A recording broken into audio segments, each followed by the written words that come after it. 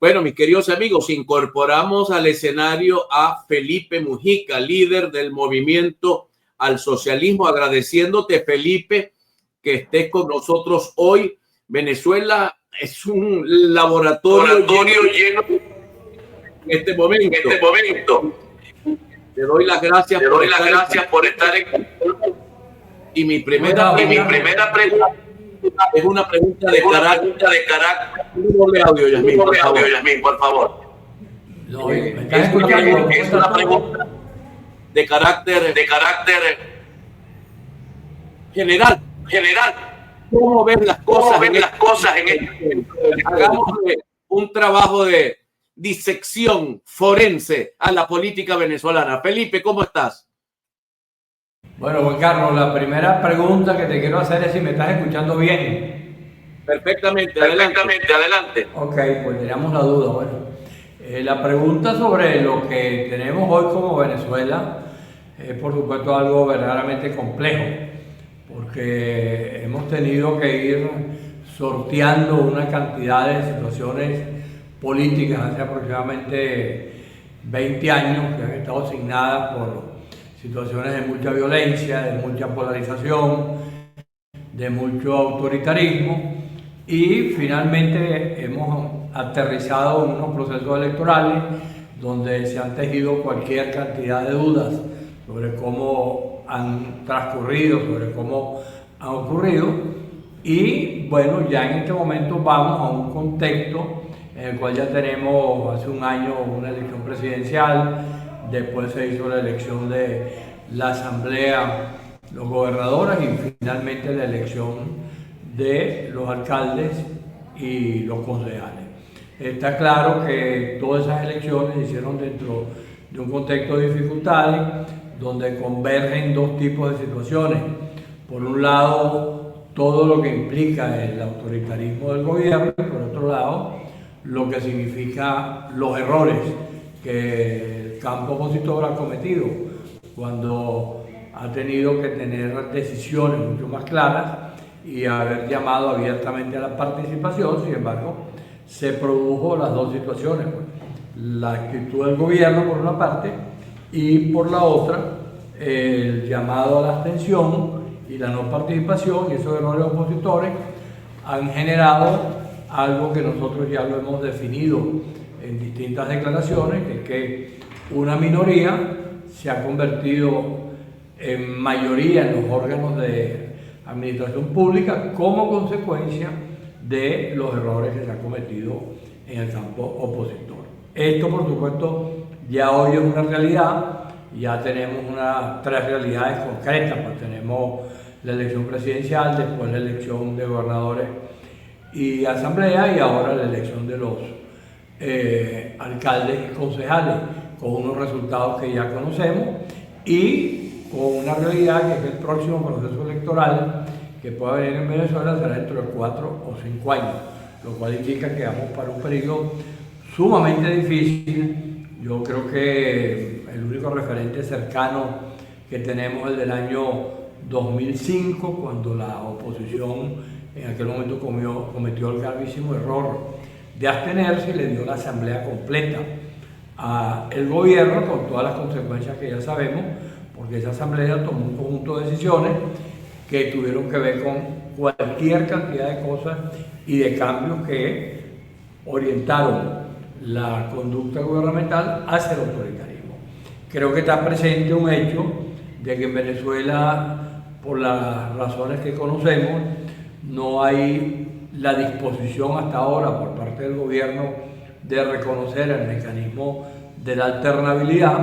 Ellos siguen insistiendo en la palabreja del no volverán, así como antes aplicaban el exprópiese como una palabra también para tratar el tema económico. Está claro que el expropiese llevó a la economía venezolana a su mayor nivel de desastre, porque ya sabemos todo lo que se acabó en el momento: el crédito, el sector financiero, la posibilidad de que los venezolanos tuviésemos las tarjetas de crédito para utilizarlas como siempre se han utilizado, la posibilidad de los sueldos y los salarios apropiados.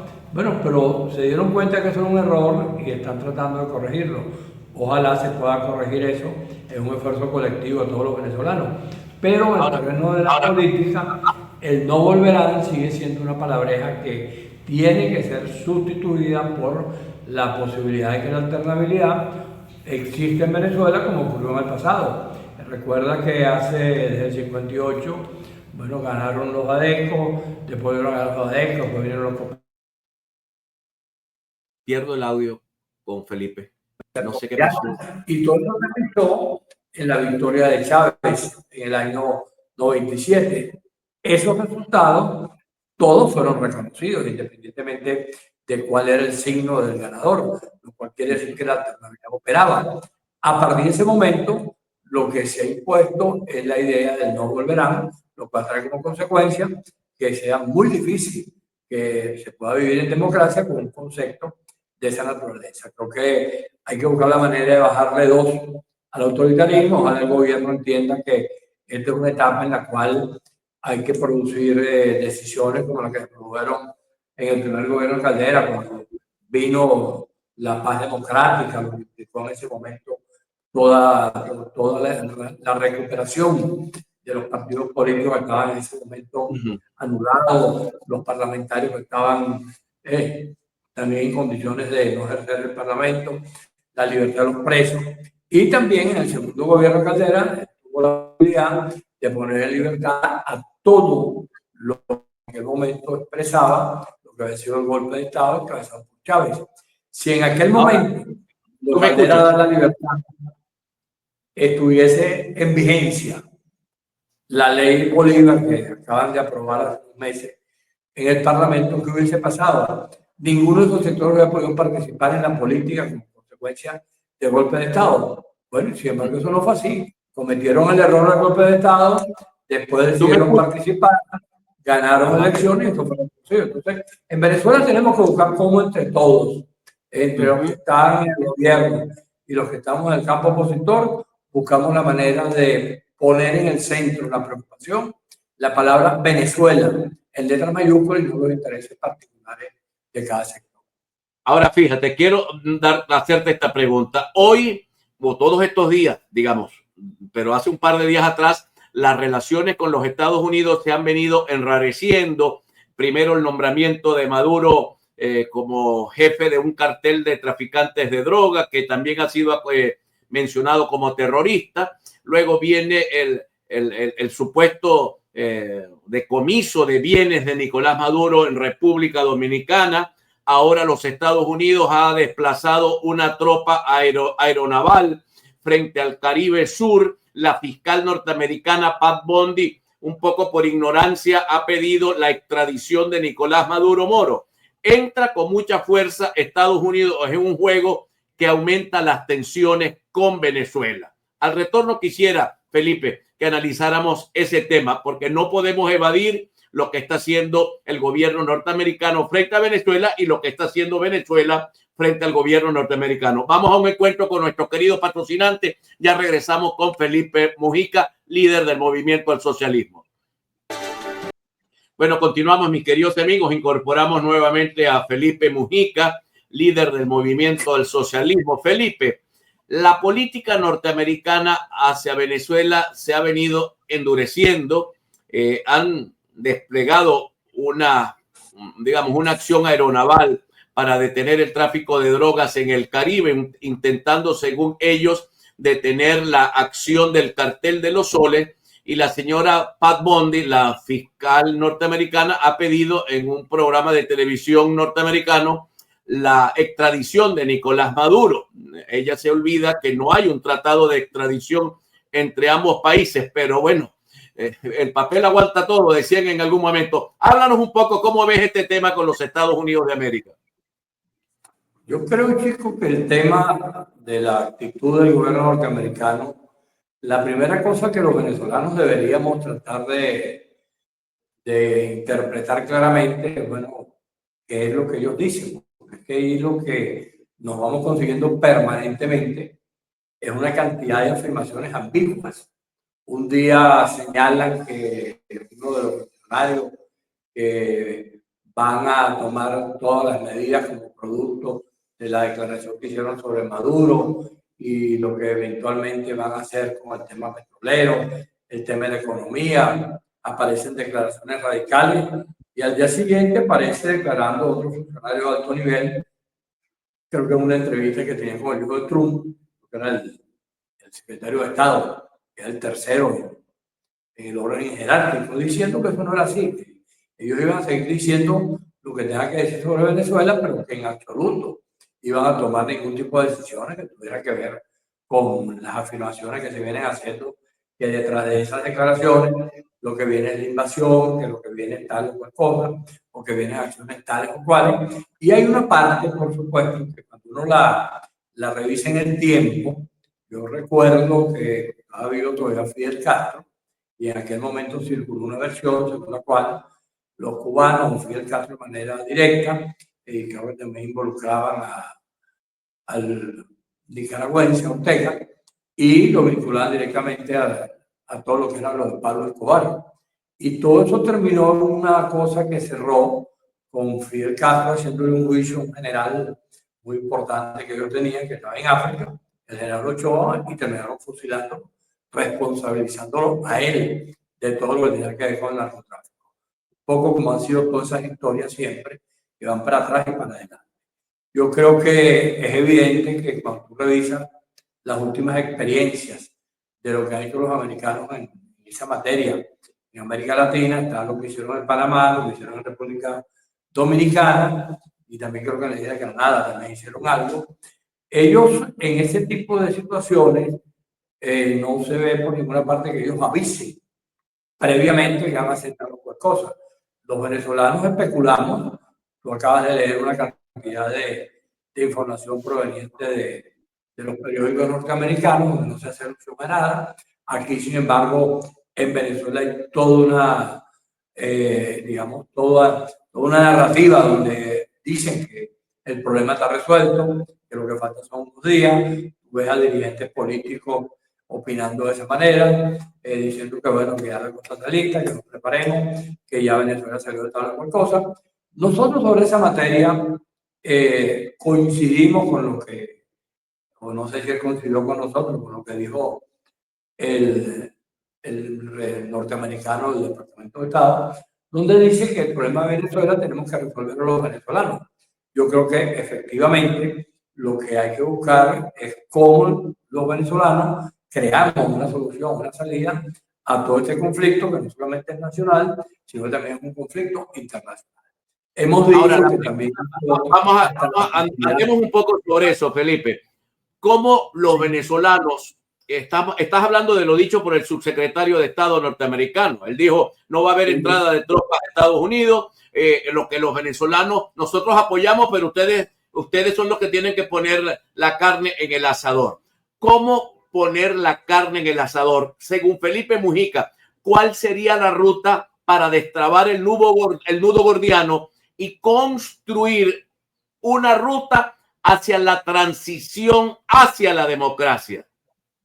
Yo creo que lo primero que hay que hacer, que está muy claro, es no seguir dependiendo de ese argumento según la cual las medidas y las sanciones son la vía para resolver el problema en Venezuela.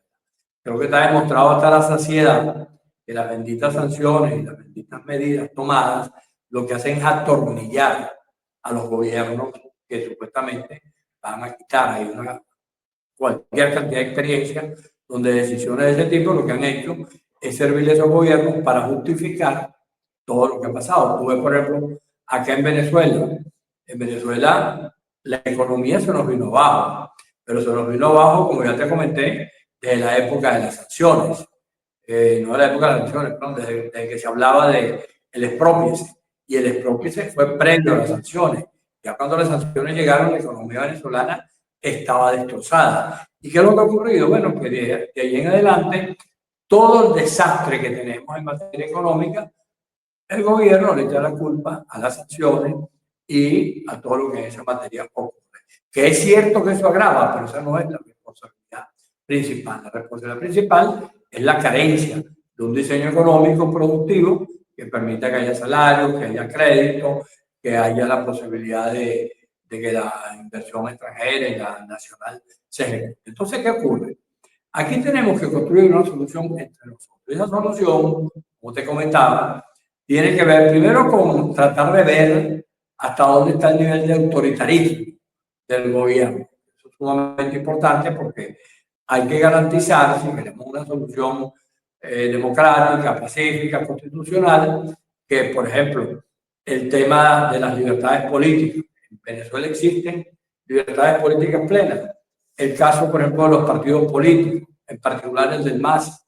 ¿Quién da una explicación de por qué diablos se cometió la arbitrariedad de quitarle la tarjeta al MAS en los últimos 3 procesos electorales? ¿O por qué se la quitaron al partido de Eduardo Fernández o al partido Puente y a otros, como el de Enrique Márquez, que le quitaron las tarjetas? ¿Cuál es la explicación que han dado para eso? ¿Alguien ha dicho alguna vez, funcionario del CNE o funcionario del gobierno, no, eso ocurrió por tal cosa? No, todo te dice que la razón es una razón política, y cuando hablamos de razón política estamos hablando de una arbitrariedad en relación a lo que está diciendo. Lo mismo que ocurre con el tema de las persecuciones, los presos políticos. Hay que crear un nuevo clima en Venezuela.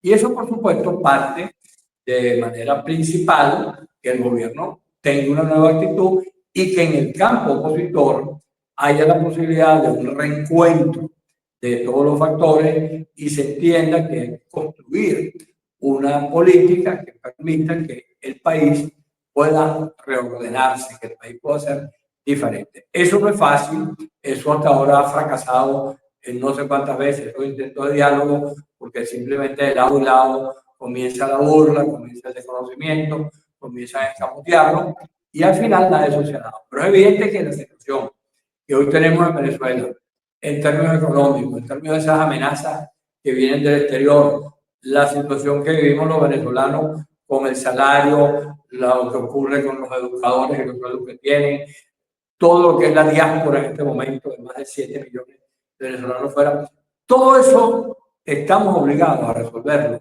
nosotros. Y eso, todos los venezolanos, tanto los que están en el gobierno y los que no están en el gobierno, estamos obligados a colocando en el centro de eso el interés de que Venezuela sea diferente, que Venezuela podamos vivir de una manera distinta.